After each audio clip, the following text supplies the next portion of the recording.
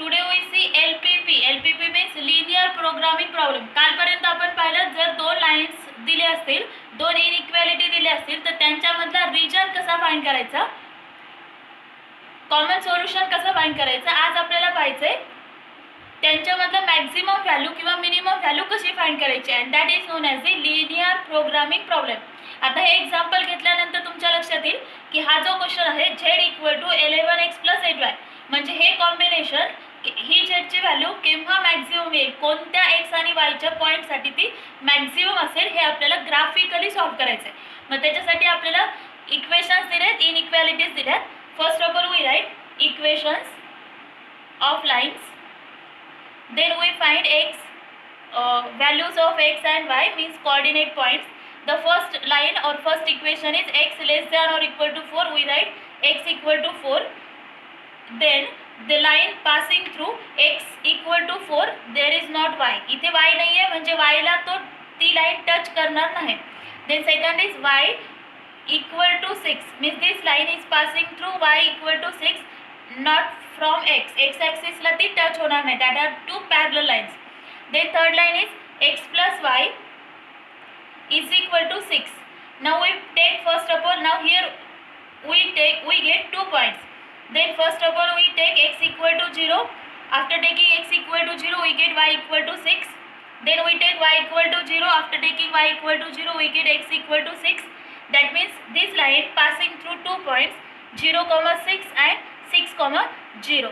Now we plot these 4 points, and after getting 3 lines we get a common region, and from that common region we have to find maximum value of that z.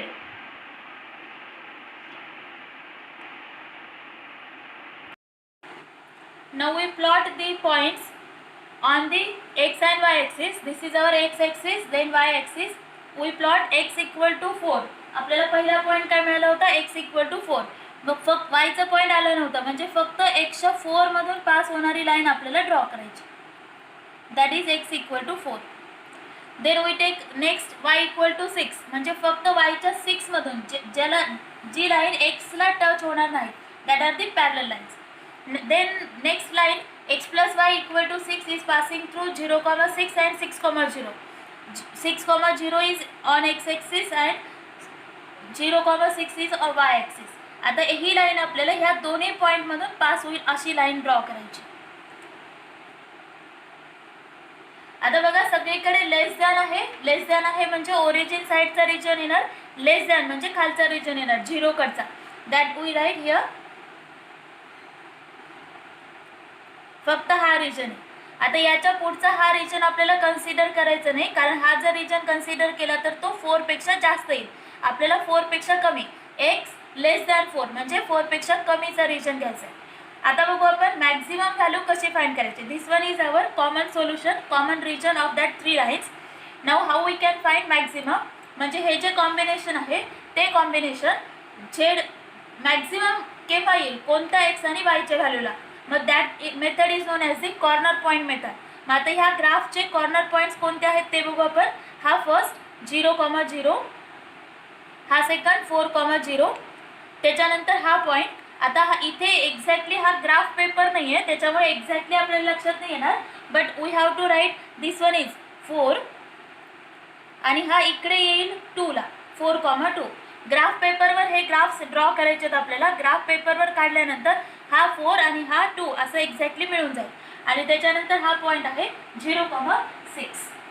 आता हे चारही corner points घेतल्यानंतर हे चारही points आपल्याला एक एक करून इथे झेडमध्ये एक्स आणि वायच्या जागेवर पुट करायचे. ज्या पॉईंटला आपल्याला सगळ्यात जास्त व्हॅल्यू मिळणार तो पॉईंट आपल्याला मॅक्झिमम पॉईंट आहे असं कन्सिडर करता येईल. Then we put here Z at 0, 0 that is equal to 0.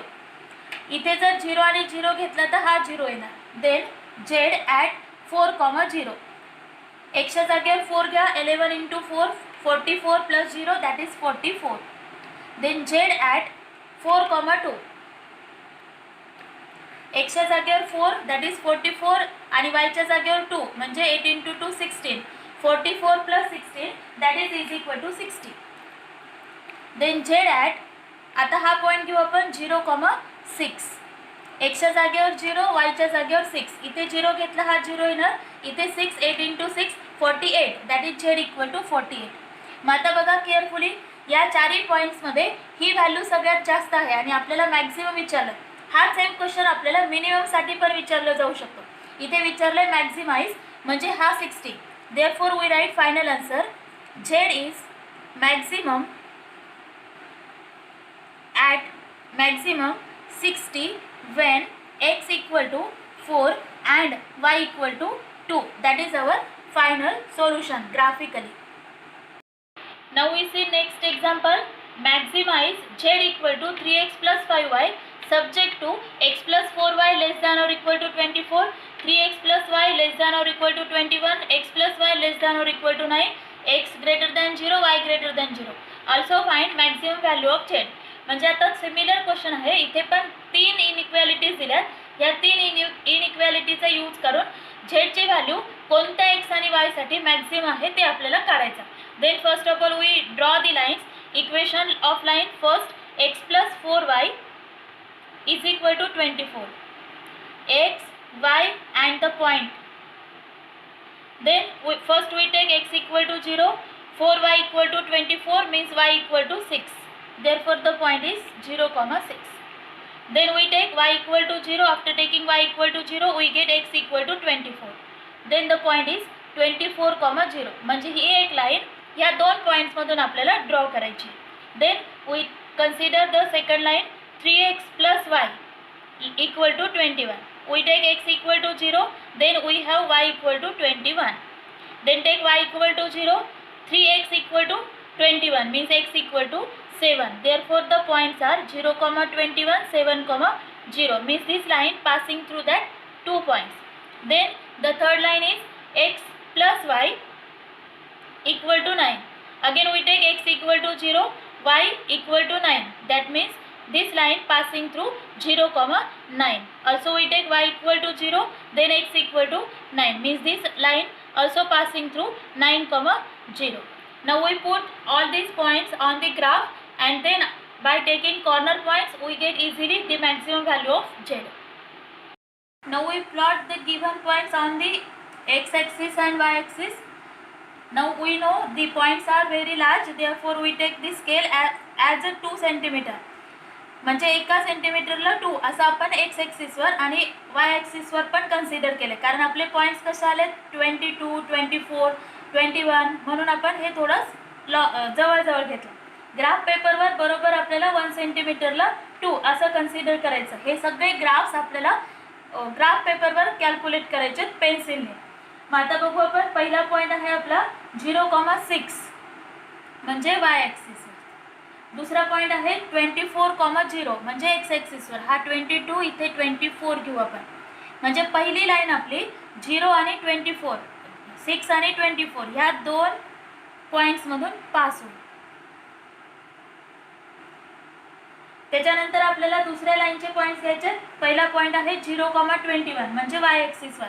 आता इथे 20 आणि 22 म्हणजे ह्यांच्यामध्ये घेऊ आपण 21 आणि खालचा 7,0, 7,0 म्हणजे 6 आणि 8च्या मध्ये इथे घेऊ. आता ही लाईन आपल्याला या दोन पॉईंट्समधून पास करायची. आता इथे स्केल घेताना थोडंसं अंतर पुढे मागे येतं. ग्राफ पेपरवर ते बरोबर सगळीकडे 1 सेंटीमीटरचा असणार. त्याच्यानंतर तिसरी लाईन आपल्याला पास करायची 0,9. 0,9 म्हणजे 8च्या पुढे थोडंसं आणि 9,0, 8 आणि 10च्या सेंटरला. आता तिसरी लाईन आपण ह्या दोन पॉईंट्समधून पास करू. Now all the lines are given less than, therefore we take origin side. Region is origin side. आता हा जो रिजन आलाय त्या रिजनचे आपल्याला कॉर्नर पॉईंट्स फक्त घ्यायचे, बाकीच्या पॉईंट्स फक्त ड्रॉ करण्यापुरते. पण मॅक्झिमम चेक करण्यासाठी आपल्याला रिजनचा कॉर्नर पॉईंट्स घ्यायचे. मग हा एक पॉईंट आहे दॅट इज ओरिजिन. त्याच्यानंतर हा पॉईंट आहे दॅट इज 9,0. त्याच्यानंतर येतोय पुढचा पॉईंट हा नेक्स्ट पॉईंट इज. आता हा इथे एक्झॅक्टली करणार नाही, पण हा पॉईंट येतोय 6 आणि हा इथे 3, 6,3. त्याच्यानंतर हा पॉईंट येतोय परत corner point that is the 4,5. हा 4 आणि इकडे 5 ला येणार 4,5 आणि त्याच्यानंतर हा लास्ट कॉर्नर पॉईंट इज 0,6 म्हणजे इथे आपल्याला 1 2 3 4 आणि 5 कॉर्नर पॉईंट्स मिळालेत. आता हे 5 पण कॉर्नर पॉईंट्स आपल्याला झेड मध्ये पुट करायचे आहेत एक्स आणि वायच्या जागेवर आणि मॅक्झिमम व्हॅल्यू आपल्याला आन्सर लिहायचा. Then first we put Z at 0,0 that is 0. दोन्ही 0 ठेवल्यानंतर आन्सर 0 येणार. देन वी पुट झेड 9,0 9,0 म्हणजे एक्सच्या जागेवर 9 वायच्या जागेवर 0 9 × 3 27. Z at next point is 6,3 म्हणजे एक्सच्या जागेवर 6 घ्या आणि वायच्या जागेवर 3 म्हणजे किती येणार 18 + 15 18 + 15 is equal to 33. Then Z at 4,5 x4 y5 that is 12 plus 25 is equal to 37 and z at 0,6 x0 y6 that is 5 × 6 30.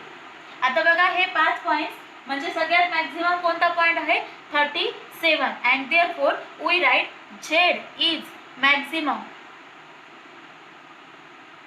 37 when x is equal to 4 and y is equal to 5.